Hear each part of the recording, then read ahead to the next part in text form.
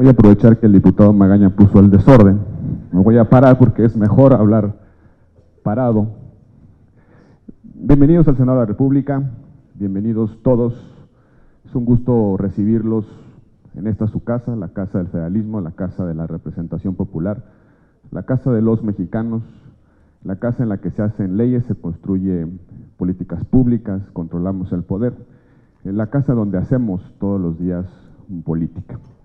Quiero felicitar a los organizadores por esta segunda edición del Parlamento Juvenil, una segunda edición que, como decía hace un momento Toño, será la consolidación de este ejercicio. Me gustó mucho la frase de esta experiencia, porque es ante todo una experiencia integral de liderazgo, de política, de reconocimiento del papel que tienen como generación, de los retos que tienen como generación, pero también una experiencia de lo que tenemos que hacer hacia adelante para cambiar nuestra realidad y para cambiar nuestro país. Y su experiencia, una experiencia integral, no podía absolutamente dejar de lado la experiencia de los elevadores. Seguramente ustedes se dieron cuenta y vieron en carne propia lo que todos los días vivimos en este edificio, en el cual hay cosas que no funcionan bien, hay cosas que funcionan bastante bien. Uno de ellos es la queja recurrente de los elevadores. Les ruego una disculpa, sé que se tardaron un poco, pero evidentemente su experiencia no podía prescindir de ese conocimiento directo de nuestras propias fallas. Oigan, quiero decirles tres cosas fundamentales sobre lo que tenemos frente a nosotros, lo que tenemos como generación. Miren, el mundo está cambiando a una velocidad vertiginosa y es difícil a veces comprender nuestra propia realidad. Una de las principales responsabilidades que tiene una generación es entenderse en su realidad para poderla transformar. Y creo que es ahí el primer desafío que tenemos frente a nosotros, entender nuestra propia realidad. Cada vez que ha cambiado la forma en la que nos comunicamos como sociedad, como seres humanos, se han generado transformaciones en lo económico, en lo político y en lo social. Cuando surgió el lenguaje hablado, las sociedades dejaron de ser sociedades nómadas y se asentaron en comunidades. En lo económico surgió el principio de división del trabajo, tú cazas, yo recolecto, e inició la vida en sociedad. Cuando surgió el lenguaje escrito a través de la imprenta, también se provocaron transformaciones importantes en lo económico, en lo político o en lo social. En lo político surgió fundamentalmente el Estado y su capacidad para imponerse frente a los ciudadanos y también imponerse frente a otras realidades de poder. En lo económico surgió el comercio más allá de las fronteras, los intercambios de bienes entre unas y otras comunidades. Y en lo social, la consolidación de una comunidad política como la hemos conocido fundamentalmente en los últimos 3 ciclos. Cuando surgió la comunicación vía televisión, recordarán a finales de los 60, principios de los 60, cuando la televisión empezó a imponerse como un mecanismo de comunicación, surgió la política de masas, surgió la política democrática como la conocemos hoy, el primer debate en televisión entre candidatos a la presidencia de la República en Estados Unidos. Por supuesto, cambió la forma en la que hicimos política, cambió la forma en la que nos entendimos como sociedad, se globalizó nuestra economía, en fin. Cada vez que surge una nueva forma de comunicarnos, algo pasa en la economía, en la política y en la sociedad. Y resulta que hoy ha surgido una nueva forma de comunicación que son las redes sociales, las tecnologías de información, como decía nuestra presidenta del INAI, a la cual le doy la bienvenida al Senado de la República, reconociendo como siempre que esta es su casa. Cuando surgió las tecnologías de información también ha cambiado en buena medida la forma en la que entendemos y hacemos economía, política y sociedad. Hoy un ciudadano es mucho más poderoso que hace algunos años cuando no existían estas tecnologías.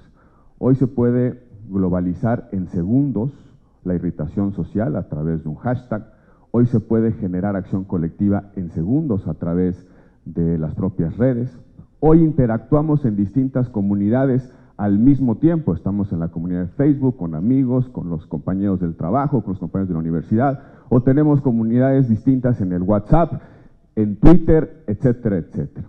Nuestra forma de interactuar en comunidad también ha cambiado.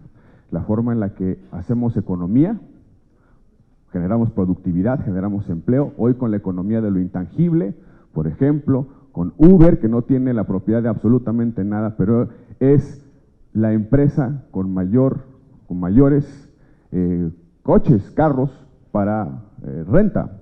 La economía de lo intangible que intercambia fundamentalmente conocimiento, que intercambia fundamentalmente información. Y también estamos en un momento en que la política, está cambiando la forma en la que se hace. Hoy, a través de las redes sociales, de las tecnologías de información, se le puede exigir a los políticos, se les puede denunciar, se les puede criticar, se puede influir de una manera determinante en la forma en la que se toman las decisiones en una determinada comunidad política, en un determinado país, en un determinado estado. Y si ustedes se fijan, las instituciones que hemos creado a lo largo del tiempo han ido adaptándose poco a poco, a veces con algunas dificultades, a estas nuevas realidades, a estos nuevos cambios. Hoy, la economía, por ejemplo, la economía de mercado, como la conocemos, hoy tiene enormes desafíos en términos de apertura, en términos de alcance. Un bien que se produce en un determinado lugar termina de obtener sus últimos componentes en otro lugar y se vende en un mercado totalmente diferente. Y en ese contexto es donde se están dando nuestras nuevas realidades también de su propia generación. Y es donde quiero llegar ahora. Hoy un ciudadano del siglo XXI, es un ciudadano totalmente diferente al del siglo XX. Es un ciudadano con más poder, tiene la posibilidad de interactuar con un mundo cada vez más complejo, es un ciudadano más exigente, es un ciudadano que espera cada vez más del Estado, que espera cada vez más de la sociedad. Pero también es cierto que es un ciudadano que a veces está más solo que nunca. Es un ciudadano que exige la respuesta del Estado a sus problemáticas, a sus problemas, pero también es cierto que es al ciudadano al que no están llegando las instituciones que hemos diseñado a lo largo del tiempo. Un ciudadano del siglo XXI tiene la posibilidad de denunciar a través de redes sociales, pero también es cierto que una institución, la más próxima, municipio, estado o la propia federación, somos incapaces a veces de darle respuesta a todas sus necesidades. Es un ciudadano que ya no basta con tener una licenciatura para poder salir adelante, que no basta con tener algún conocimiento o alguna experiencia, sino que se compite de manera muy fuerte con otros ciudadanos, con otras personas, que ya el futuro les cuesta cada vez más trabajo. Es un ciudadano que interactúa en un mundo cada vez más complejo, un mundo cada vez más difícil. Y ese ciudadano que tiene muchas expectativas y que sus expectativas crecen a una velocidad terrible, no está recibiendo de parte de las instituciones que hemos diseñado en los últimos siglos, no están recibiendo la respuesta a todas sus expectativas. Y eso que se llama enojo social o irritación social no es otra cosa que una brecha entre las expectativas y la capacidad de respuesta de las instituciones a esas expectativas. Hoy un joven como ustedes no solamente quiere una buena educación, una educación que le permita competir con otros y salir adelante, no solamente quiere acceso a salud, no solamente quiere una posibilidad de empleo, no solamente quiere distinguirse y diferenciarse de los otros en términos de productividad, en términos de conocimiento, en términos de oportunidades, también quiere acceso a tecnología, también quiere acceso al deporte, también quiere acceso a una cultura, también quiere acceso a otros bienes y satisfactores que son necesarios para poder salir adelante. Y en esa brecha de irritación social, en esa brecha que se explica por la expectativa del ciudadano del siglo XXI y la capacidad de respuesta de las instituciones, está el mayor desafío político y de política pública que su generación debe enfrentar. ¿Cómo aumentamos las capacidades de las instituciones para responder a esas expectativas, para responder a las necesidades básicas de los ciudadanos en un mundo cada vez más complejo? Hace poco los ingleses decidieron salirse de la Unión Europea. ¿Por qué? Porque empezaron a culpar a la globalización de los problemas locales. Un pensionado británico se siente frágil y vulnerable porque hoy tarda 3 o 4 horas en poder desahogar su cita médica, porque en esas 3 o 4 horas el servicio público de salud tiene que atender a los migrantes o a otros ciudadanos. Y ese pensionado británico que votó por el Brexit, por la salida de Inglaterra a la Unión Europea, culpa al otro, culpa al extranjero, culpa a la migración, culpa a la globalización de esa dificultad específica, personal que tiene para obtener satisfactores básicos. La clase media norteamericana está enojada y por eso voltean a ver a Trump. Está enojada porque siente que la globalización, los mexicanos, México, les está quitando el empleo. Antes, la instalación, la manufactura de los automóviles estaba en Detroit, ahora no está en Detroit, ahora está en Guanajuato. Iba a decir una mala palabra, pero me voy a ocultar porque está la prensa aquí. Está en Guanajuato. Mi empleo ya no está a la salida de mi casa. Está en otro país. Los mexicanos están, la frase de Trump, chupando nuestros empleos. Y ese ciudadano norteamericano de clase media, que siente que su empleo se lo robó alguien, se enoja con su realidad. Y en consecuencia empieza a escuchar el canto de las sirenas de quienes rechazan al otro, del discurso racista, del discurso xenófobo.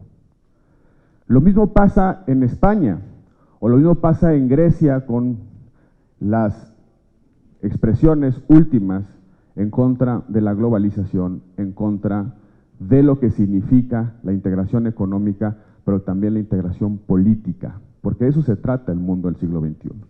El mundo del siglo XXI es un mundo integrado en lo económico, en lo político, en lo social, en los problemas, sin lugar a dudas, pero también en los modelos de desarrollo y bienestar. Durante el siglo XX y XXI construimos un modelo de desarrollo basado en 4 pilares.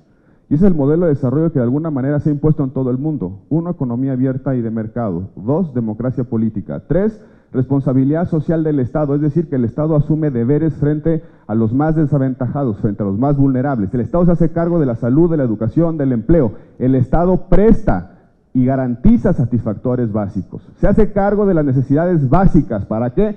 Para compensar, no en el punto de llegada, sino en el punto de partida, que todos tengamos la misma posibilidad de salir adelante por nuestros propios méritos y por nuestras propias capacidades. Y 4, el modelo de Estado de Derecho y Estado de Derechos, es decir, el ciudadano tiene un cerco de derechos con el cual interactúa con otros y frente al Estado.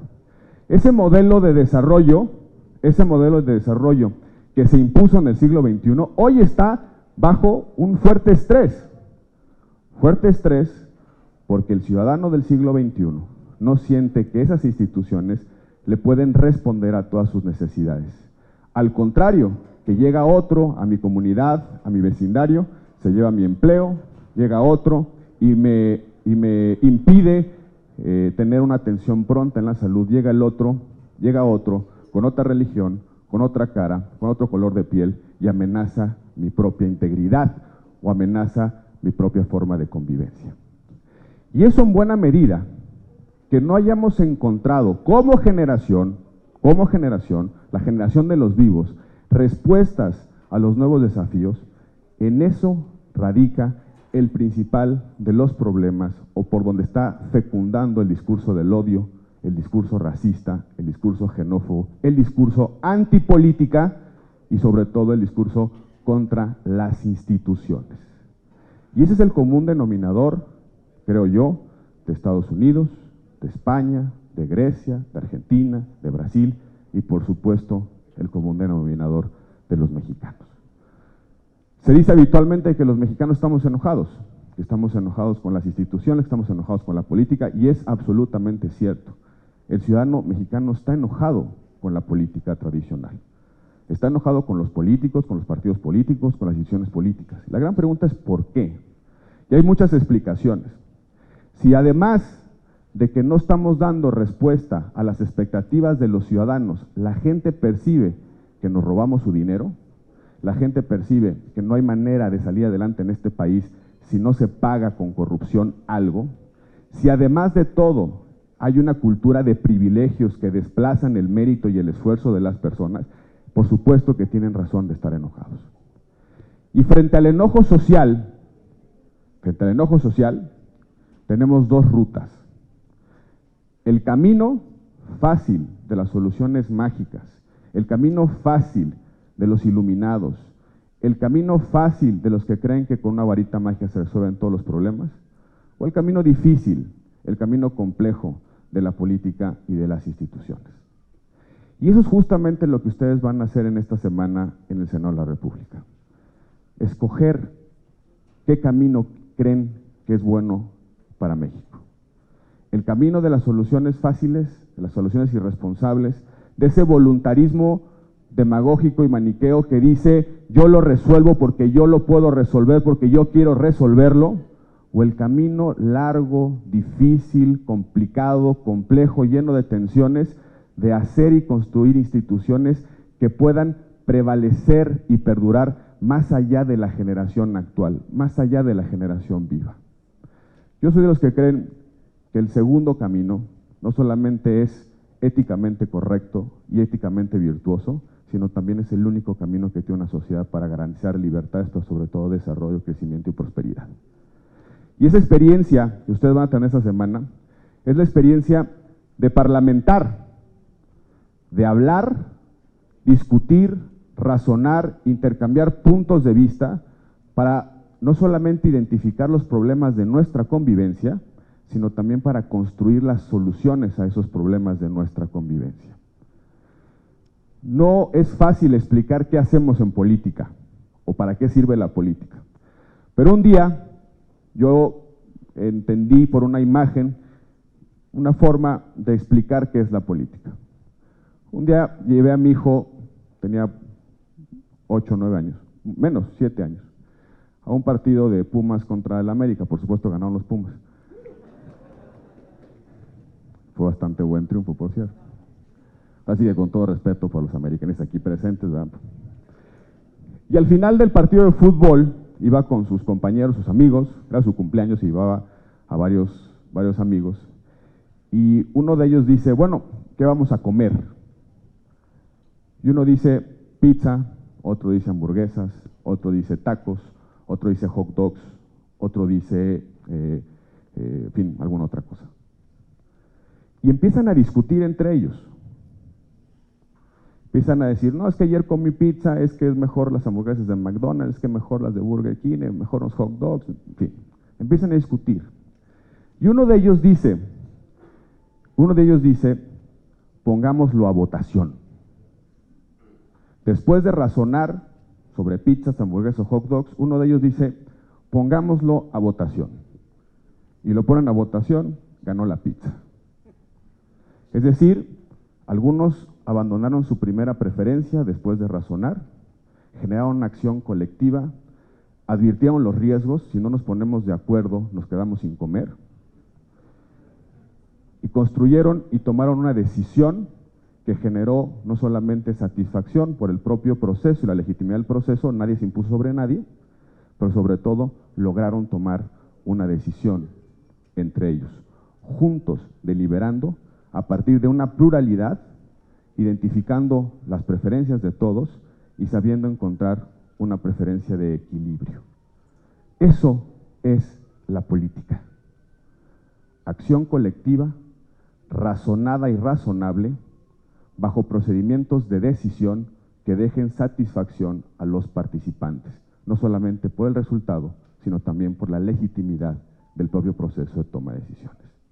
Yo espero que en esta semana esa sea su experiencia, la experiencia de la política institucional, de la política de las políticas públicas, de la política de las instituciones. Ojalá esa sea la experiencia que les enriquezca para no solamente asumir su liderazgo, porque ustedes están aquí por haber ejercido un liderazgo, por haberse inscrito en un programa, por haber convencido a otros, por haberse comprometido con una idea, con un proyecto. Sé que ustedes se postularon no a senadores de la República, sino presidente o presidenta de la República, lo cual celebro, que tengan altos objetivos en política y en la vida. Pero también es cierto que vienen aquí a ejercitar liderazgo. Y el liderazgo no es el don de hablar bien. Liderazgo no es el don o la habilidad para que la gente lo siga. Liderazgo no es pararse en una tribuna y motivar aplausos sonoros de quien escucha. Liderazgo es compromiso, es responsabilidad, es decisión. es sobre todo voluntad para asumir con nuestras propias manos el control de nuestro propio destino. Liderazgo es hacer política, pero sobre todo hacer política con sentido de bien, con valor, pero también con valores. Bienvenidos todos al Senado de la República. Les deseo éxito en esta experiencia. Nos veremos por aquí durante la semana. Que sea para el bien de la formación personal de cada uno de ustedes, pero sobre todo que esta semana les deje una semilla en el corazón y en el alma para cambiar a México y cambiarlo con sentido de bien. Me tengo que hacer las exequias solemnes de inauguración, así es que, siguiendo la formalidad, les pido a todos se pongan de pie para hacer la declaratoria formal de inauguración.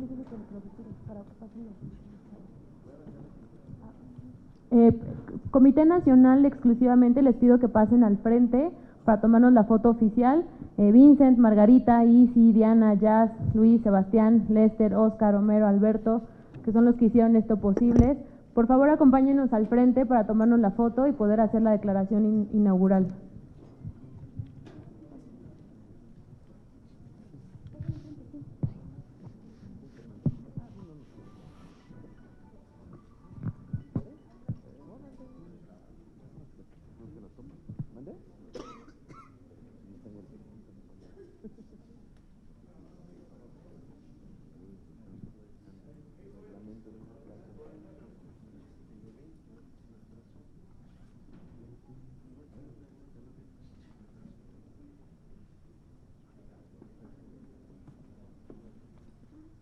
Además de inaugurar, vamos a tomar la protesta, pues así que para que se acostumbren a todo, ¿no?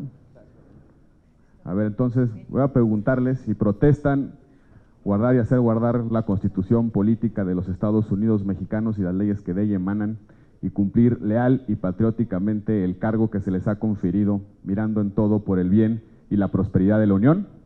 Sí, protesto. Si así no lo hicieren, que la nación y los jóvenes se los demanden. Ahora sí.